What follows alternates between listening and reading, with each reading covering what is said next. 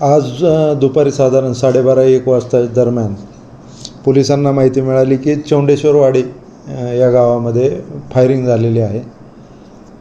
त्या अनुषंगाने तपास सुरू असताना फिर्यादीनामे विजय साठे याने पोलीस स्टेशनला येऊन फिर्याद दिली की साधारण दुपारी 1च्या सुमारास आम्ही शेतामध्ये काम करत होतो.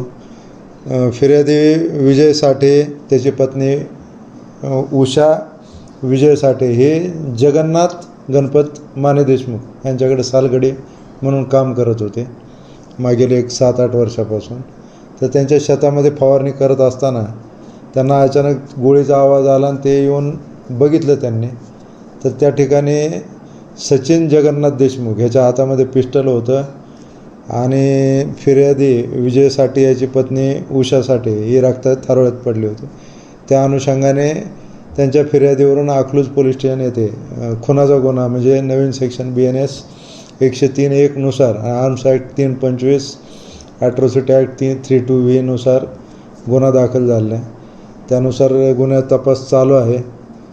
सध्या आरोपी ताब्यात मिळालेला असून त्याकडे चौकशी करत आहे.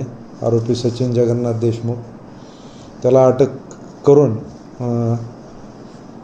वेपन त्यांनी नेमकं कुठून आणलं होतं, कुठल्या प्रकारचं वेपन होतं, गोळ्या कुठून आणल्या होत्या, वेपन लायसन्सचं होतं, विदाऊट लायसन्सचं होतं, सदर गुन्ह्यामध्ये अजून कोण इतर आरोपींचा सहभाग आहे का, या अनुषंगाने पुढील तपास चालू आहे. कारण काय समजलं? ह्याच्यामध्ये प्राथमिकदृष्ट्या तरी अजून कारण समजलेलं नाही. आता ते तपासामध्ये पुढं समोर येईल. गोळी महिलेला कुठं लागली? महिलेला गोळी हातातून आरपार होऊन डोक्यात घुसलेली असं प्रथमदर्शनी इन्क्वेस्ट पंचनाम्यावरून दिसून येतं. साधारण किती गोळ्या लागल्या? वाऊंडची संख्या जर पाहिली तर डोक्यात 1 वाऊंड आहे, त्यावरून असं वाटतं 1 आवश्यक, पण त्याचे डिटेल आपल्याला PM नंतरच लक्षात येईल. आत्ता सांगणं योग्य नाही.